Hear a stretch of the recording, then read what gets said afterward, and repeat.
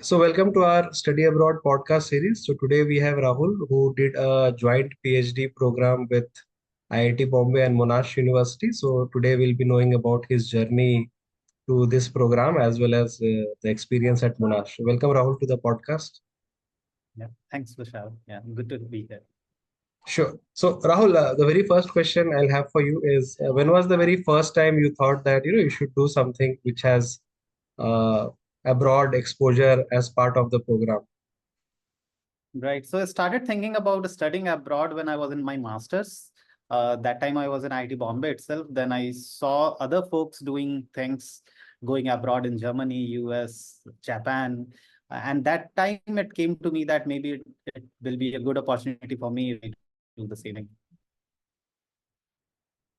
Sure, sure. And then this program was already like known, that this Monash plus IIT Bombay program, the joint program, was already famous in the campus. Uh, in the campus, yes, but when I joined my master's in 2014, and when I was going to my one of the labs, I saw the Monash board in front of a room, and then I did a Google search, and then I found out, oh, there is a joint degree between IIT Bombay and Monash University. So it was kind of an easier bet for me because being in the campus, it gives you more exposure to kind of know things without you need not to spend a lot, right, to get the information. So that's how I came to know, but before that I was not knowing through any other channels. And what is the application process of this very program like? What are the things you have to do as part of the application? Right. So the IITB Monash Research Academy, which is the part inside IIT Bombay, there is a building. There is a management team which sits, and they basically every 6 months they kind of put application in on the web, so that whoever interested can fill these application forms.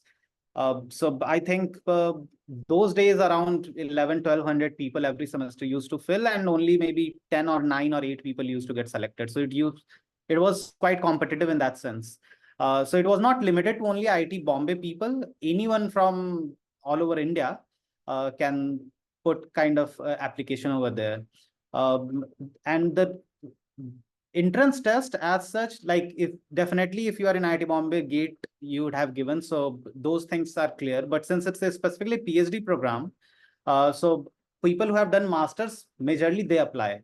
If I'm not clearly aware of what is the process for those people who want to do PhD graduation, but I'm quite sure there will be some test like English test and something like that will be there. But for your case, only GATE was the requirement. Yeah, for my it was not became a requirement because I was already in IIT Bombay and I went there through GATE. So it was not a requirement for me. But yes, GATE is one of the kind of thing which this look at.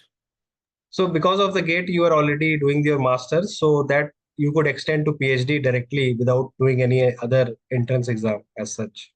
No. Even if when I was in PhD, sorry, I was doing masters, I had to fill that online form and I had to go through all the process. Okay, So but the GATE you didn't have to give twice, right? GATE was once yes, only during your masters.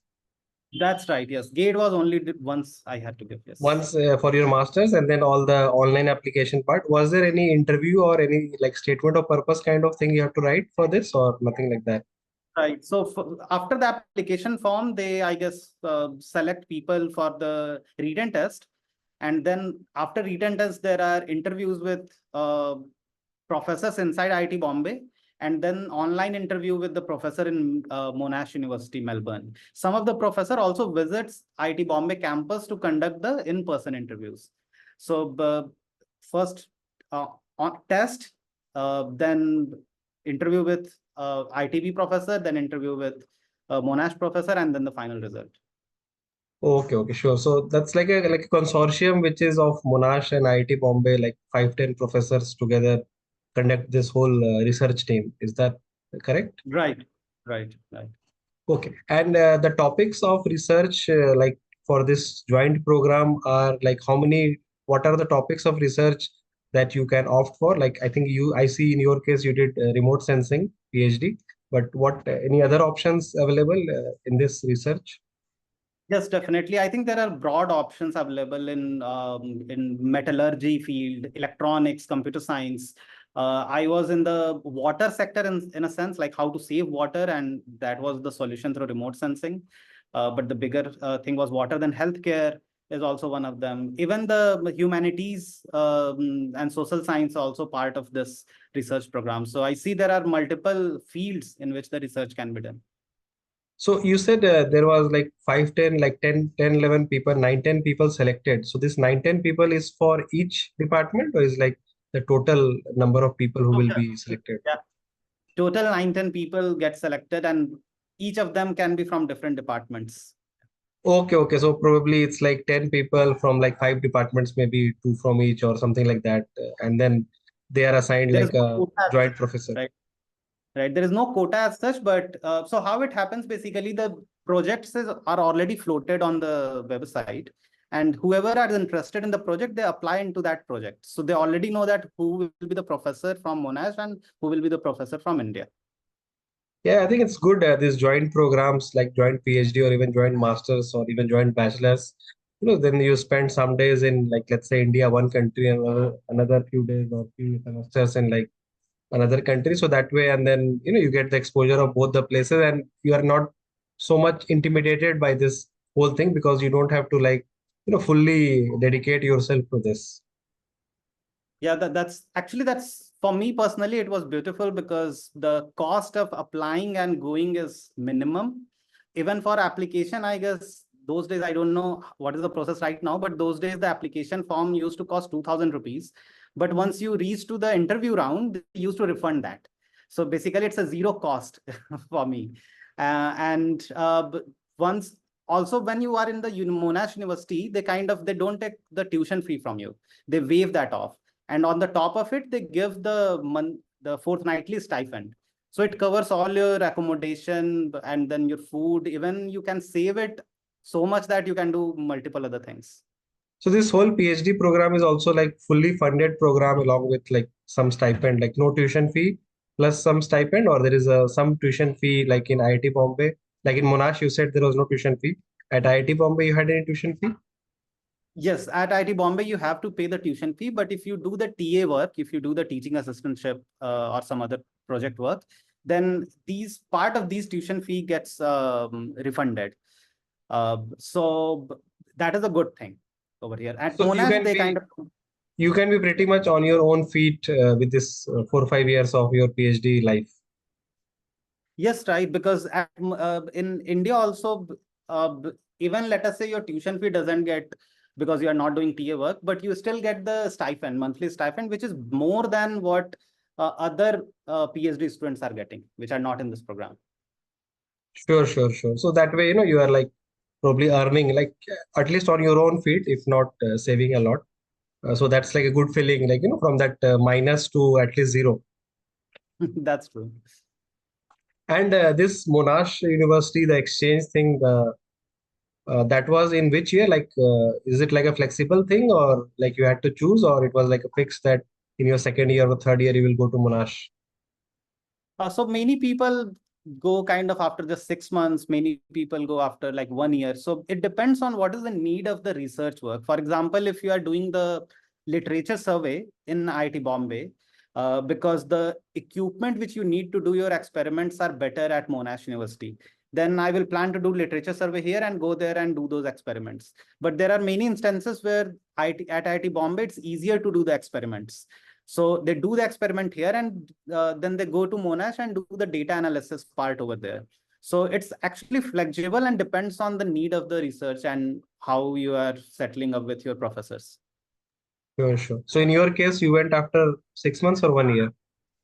I went after 1.5 years Okay. And because I had this, to do I had to do the field work in India. So my research fields are in India. So I had to complete all these data, collect all these data, and then I went there and did my data analysis. okay, okay. So you did your initial data collection here, and then the data processing was done there after Right. your data collection.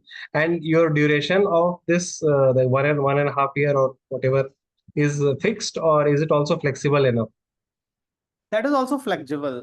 How long you want to be there, that is flexible. And also that depends on the need of that research exposure which you need there. When I was there, then COVID came. So I was supposed to come back, but due to COVID, all the flights were kind of off. So they kindly extended my kind of duration in that sense, keep giving me stipend, ensure that I am safe over there. So all those kind of support also they give. So you went there, and how many days after, how many months after COVID came? So I went there in June 2019, and 2020, I guess April, COVID started, right? So initially I was supposed to be there for around a year, but I extended this stay over there in again next year June. So even the ministry over there, the embassies and all the help, they extended the visa as well. Okay, okay, sure, sure. And initially, when you had to go, you had to apply for some special kind of visa for this kind of exchange program. No, this is, I guess, a student visa is the 500 or 550 used to be called the code of that visa, but it's typical student visa. Okay, okay. And then which flight did you take to Melbourne? So before, like I said that I went there in June, but in somewhere in April month, I applied for a scholarship, which is called Monash Vice Chancellor's Travel Grant. And I got a $3,000 for that scholarship. So I took I guess, Singapore Airlines to went there because I had that fund with me. I went through Singapore, Mumbai to Singapore, and then Australia. Okay, and this travel grant, 3,000 Australian dollars, is that right? Yes, that's 3,000 Australian dollars. Yes. So So you it could covers only basically back and forth. you could only use it for your airline, or otherwise it gets refunded, or it is given to your bank account and you manage the expense now. No, it is specifically for the travel grant. You cannot use it for any other purpose. So it works on reimbursement basis, or they give it in advance. No, they give it in advance, but they will not give it to my personal account. They will give it to the IIT Monash Research Academy office, and I need to ask Academy office to book tickets for me. Okay, okay, okay. Just to make sure that the money is not used for other Yeah, purposes. The purpose is that's quite clear, and that's where I think they also need their audits, etc. Sure, sure. right. So this was your first abroad trip, or you have been abroad before as well? No, this was my second abroad trip because before this, I went to Japan for around a month, and that was a Sakura Science Scholarship. So I got that scholarship. I was in University of Tokyo for around a month, and that was one of the beautiful experience I had. Sure, sure. And this Tokyo thing, the 1 month, was this during your masters? No, that was also during my PhD. So that I went in 2018. June 2018, I went there. Yeah. So once you started PhD, you actually got some chances to travel abroad Yes, yes. My and live guide was abroad kind also. enough to allow me allow me to and, explore and the and live geography. abroad also. I mean, usually people might be going for conferences like for few days, etc. But this was like, like 1 year because it Right. was joint program, and the other one 1 month because probably some collaboration deal happened, etc. So that's it. Right. Even this Sakura Science Scholarship, I will recommend many of the STEM people to apply for it because I found it very useful in terms of exposure, cultural exposure, and you need not to worry about money at all. They even give you 1 lakh yen to spend on your daily spendings, like, and it is more than enough to do n number of things what you want. You can go Disneyland, you can just roam around Tokyo Shinjuku area, buy some things. So it is too much of generosity which Japanese government has shown in that scholarship. And this 1 month scholarship of Japan, you like, I mean, they did your accommodation, etc. by themselves, or you had to do that by yourself? So the university professor, they already booked our flight tickets. They already booked the hotels. So we were staying in Shinjuku, which is one of the kind of best places in Tokyo. So all these bookings happened from the university side, and on top of it, they give money. Oh, sure, sure, sure. And it was like a group of people who went there, or you were alone initially? So that year from IIT Bombay, I was the only one who was going, and from IIT Hyderabad, there were three other folks. So we were went into a group. Okay, okay. So you actually had a group like in Tokyo, and you had like could hang out with them, etc., and do the Right. things together, probably. Right. Sure, sure. And so when you went to Monash, that accommodation for 1 year initially and all was helped by your professor, or is there some setting like that, or you had to like hunt for it by yourself? So at Monash, there are Monash residential services which they have. So before going there, I applied to get a room in that, and fortunately, I got it. So they gave me a room. So as soon as I reached on the airport, there was a cab waiting for me to take me to the my accommodation. It was so easy process. It helped me a lot. Kind of, there was no pressure at all that what I will do when I will go there. And also, I landed kind of 2 a.m. in the morning, that kind of scenario. So it was late night. By the time I reached to uh, the accommodation center, it was around 4 or 5 a.m. So, but I never felt that I was afraid or something, because everything was pre-decided and everything was happening as per expectation. Sure, sure. So I think you lived at few places so far in your life, right? Like you lived in Mumbai for some years, and before that also probably you lived somewhere. Then you lived in Tokyo for some time, 1 month, and then you lived in Monash, Melbourne for like 1 year, 1.5 year. So how do you see the difference in like some of these Indian like small city, big city of Japan and a big city of Australia? What were the one or two key difference that you observed from your personal point of view? Right. So yes, culturally they are very different people in a sense, and also atmosphere remains very different. Like my hometown is in Patna, so I did my all my schooling from Patna. Then I shifted to Pune. So this shift told me that how people in my kind of area, my hometown, are different than the people in Pune, in city of Pune. And this is basically the big city and small city thing. What becomes important for people, that itself changes, right? For example, in city like Patna, it's very important for people to know or to get involved in what other people are doing, what your neighbor is doing, or what the society is doing, right? But as soon as you move to places where people have a lot of job and they have things to do, those kind of things start reducing. So that is a big difference which I saw. Then I moved to Mumbai for my masters at IIT Bombay. So IIT Bombay, I lived in inside campus, so which is completely different world.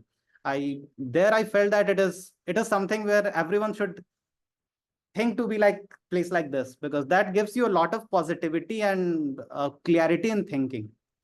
And then yes, Japan is definitely, when I first visited Japan, then I saw that what is actual development, what actually it means to be called a developed city. And people are very straightforward, disciplined, punctual in that sense. If they say that 10 a.m. is the meeting, you should be there at 9:59. It should not be 10:02. Right. And that's what I learned. And right now also I kind of apply that rule in my life, how to be punctual and respectful towards people. Japanese are very respectful in that sense.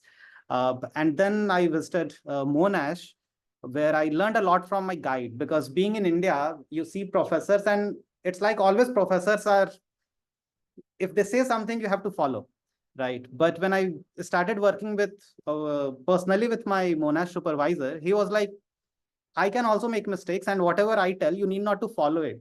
You need to talk to me why I'm saying that, because you may be having some idea which are better, so you need to discuss that, right? And I will not feel bad. My professor used to tell that. So these things told me that independent of at what level you are working, basically science works based on physics laws. So it should not be like, if I'm director, if I'm professor, I say and you follow. It should be always like discussion should be on science. So these kind of things I learned from these different places.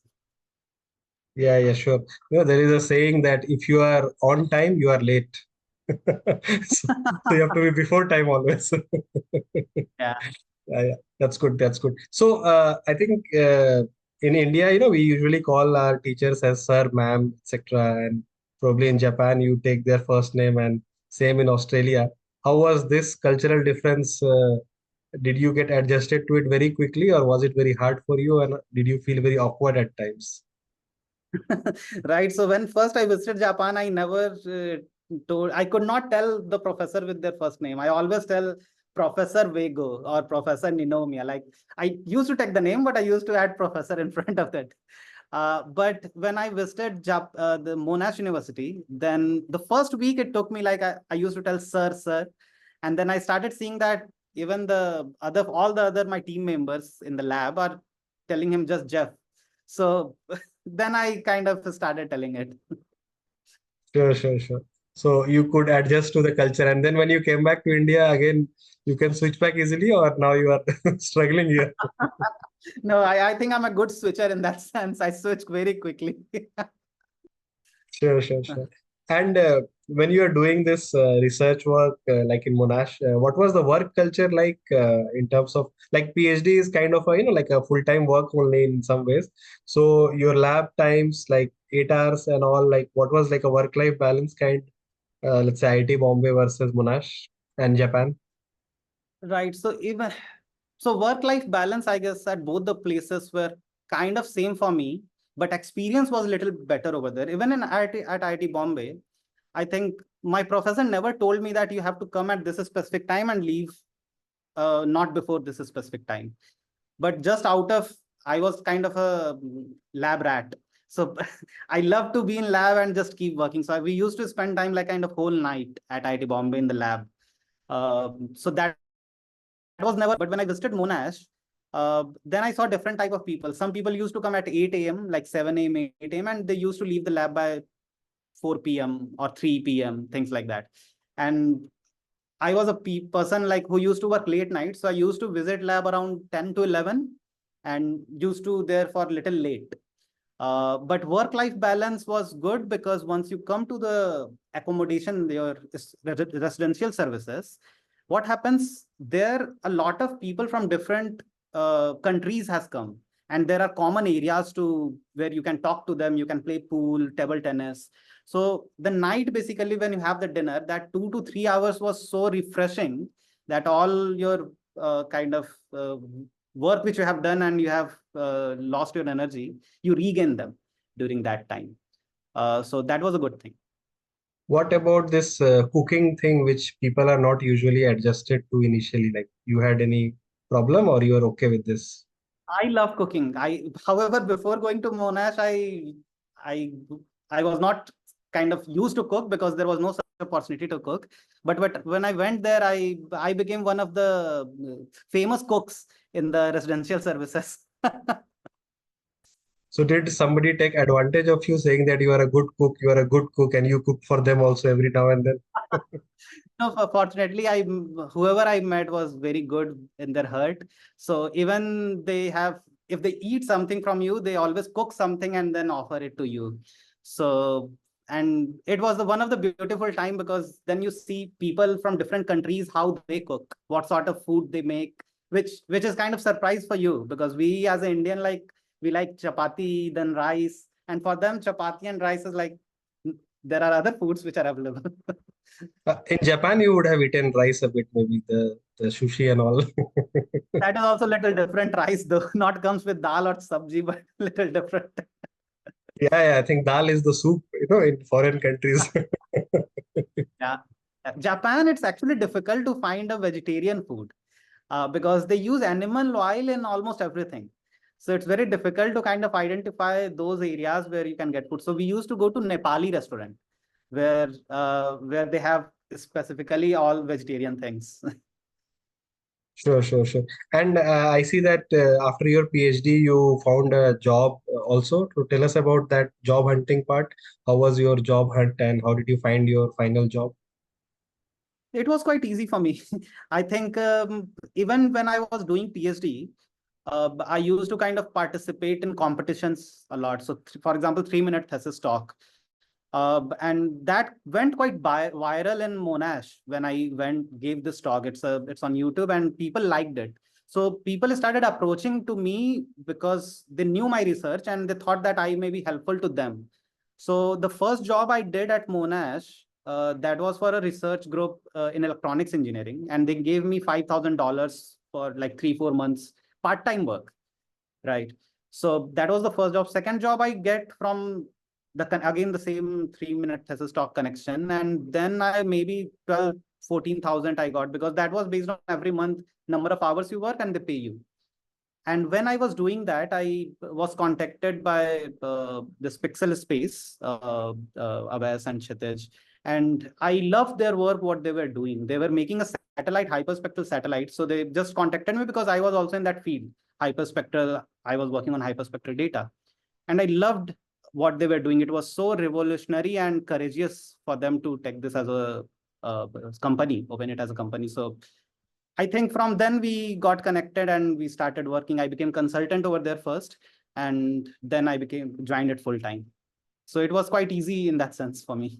So when you become consultant, you are already doing the PhD. So this was like a part-time consultancy. Right, that's right. So when you do this part-time consultancy, do you need like permission from your supervisor, etc., that I'm doing this also as a side, or it's like allowed as such? No, you have to take permission. And fortunately at Monash, there is a rule that you can work 20 hours in a week to do other things. So that was one of the beautiful things they have. So did you use that 20-hour thing to do other things? Yes, yes, that's exactly what happened. No, I mean like apart from your research and all, because that's also part of your RATA, let's say. But did you do any other part-time job apart from that, or it was just part of the Right. same? Right. Yes. So the other two jobs which I told you that I got 5,000 working with the electrical engineering and another 12, 14,000. That was also part of this 20 hours per week thing. And when you do all this, it's not really adjusted to your scholarship, right? It's like on top of the scholarship completely. Yes. Yes. Yeah, That's because in on some top of the. colleges, they add, I mean, they try to adjust a bit if you are doing something else. But yeah, I mean, depends on the college and the program. Right. Also, it depends on the professor. If you are showing, because you have to meet your professor every week, and if professor is happy with your progress of your own research, generally they don't have issues. But you start showing symptoms like you are kind of working more towards part time and less towards the research work, they will start saying that no, this is not going to happen, right? So I am in a way quite good manager in that sense of my time. So I kept focus on my research as well as on the part time thing. Sure, sure. And when you're doing all these part-time things, like even little bit of extra stipend, extra scholarship, gave you a lot of joy, isn't it? It was not little bit, it was too much. Little bit joy, That too much joy. that too much kind of extra amount which you can generate, and also you can use it for having more mental peace. You can save it, you can roam around, you can see the other places in and around Melbourne, right? So that helps. So when you joined this job at Pixel, you are, I mean, your group changed and now you are also doing a bit of a research only. So how do you think a PhD research versus like corporate research, what is the difference in your case? So fundamentally, there is only one difference, I guess. And the fundamental difference is when you come to a commercial kind of environment, the research has to have that value. It cannot be fundamental research, right? It has to be that value which ultimately will help the company, right? But if you are in college, it's okay to just talk about science and not about technology. So that's the, I guess, fundamental difference. But I guess the way you approach the problem, that for more or less kind of a same for me. Like you do experiment, you understand what is the experiment output, and then you modify your process accordingly. So it simply means that during your PhD or masters or like, like a college research, it's not so much commercially driven. So you don't need to justify maybe the cost of the research so much. Failure is okay, probably. But in commercial Yes. case, the failure needs to be really justified with, let's say, some commercial aspect of it that, okay, fine, we failed and all, but we are losing this much money. So we have to maybe justify this whole loss. Right. Maybe failure is a very strong word here because even before failing, you will be knowing that you are going in the right direction or not. And all these things are discussed. But I think you get the point which I was trying to tell. Yeah. Sure, sure. So what's your future aim now? Like, do you have, I think you're already working for a few years with Pixel. What do you want to do in future, like next 4, 5 years, 3, 4 years? Yeah. So definitely the next thing which I'm looking at is to make as much impact as I can make in this industry, right? Being kind of working with hyperspectral domain so long, and now we are putting our first Indian hyperspectral private sector satellite in space. My right now my 100% focus is on putting a lot of impact in this particular field. As soon once all these satellites are in orbit and they are able to help the humanity, for example, in carbon sequestration or agriculture field, if they are able to make the impact, that is what my focus is right now. I'm not thinking kind of what after that, because my mind generally works based on objective wise, like impact is more important to me. So I'm looking for that impact. Sure, sure. I think eventually most people, focus on the impact only. Eventually, that eventually may be different times for different people, but I think in general, everyone uh, does understand that the impact is more important than, let's say, the money part or other things. Sure. Yeah, that's So true. coming to the very last question now. Rahul, so we have some juniors also watching this podcast, and there could be like, think of you as like 10 years ago, 5 years ago, etc. What advice can you give to the younger yourself, like the people who are aspiring to do something, this some of this joint program, some of this PhD program? Because PhD is a bit of a like a commitment, like a long-term commitment, and lot of people tend to have lot of fluctuations in their identity crisis kind of thing, that should I be doing this, should I be not doing this? So what advice can you give to the PhD aspirants or even like master's aspirant who want to do a joint program like this? Yeah, so PhD is definitely a experience in it, and there may be good days, bad days. Uh, me, I don't know whether whatever I'm telling right now is will be applicable to 100% of them, but this is what I'm telling from my experience. I have seen people start taking things personally when they are in PhD. Even for example, their supervisor tells something and they start feeling bad about it. But I any reason to feel anything personal. If your focus is to do the research and complete the PhD in a specific time, PhD is just a stage of your life. It is not your life. So don't take things personally if the research is not going or there are no resources. There is always a way. Find the way and finish the PhD. Don't extend it to 6 years, 7 years, 8 years. That is not, I guess, essence of PhD. PhD is only telling us how to do research, what research and all. Maybe some people will get Nobel Prize through their PhD research. 99.9999% people, it's a kind of they are learning how to do research, and actual experience or actual impact which you start making, that will be after PhD. So think PhD as a stepping stone, not as a life in itself. Enjoy the process.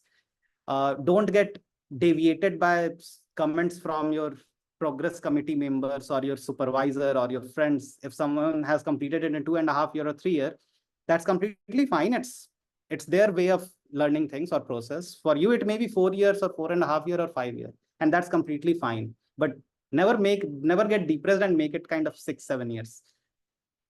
Sure, sure. Yeah, that's a good advice, I think. So not to stretch it too long, but not to get too depressed if you are taking like 1 or 2 extra years, maybe. So there's always this trade-off, how when you give up, kind of.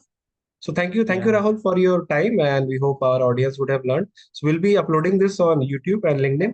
So there might be some questions coming to you through LinkedIn and all. So feel free to sure, answer them whenever you have time. So thank you very much for your time. sure. Yeah, thanks, Mr. Alan. Okay, then take care. Bye. Have a good day. Bye.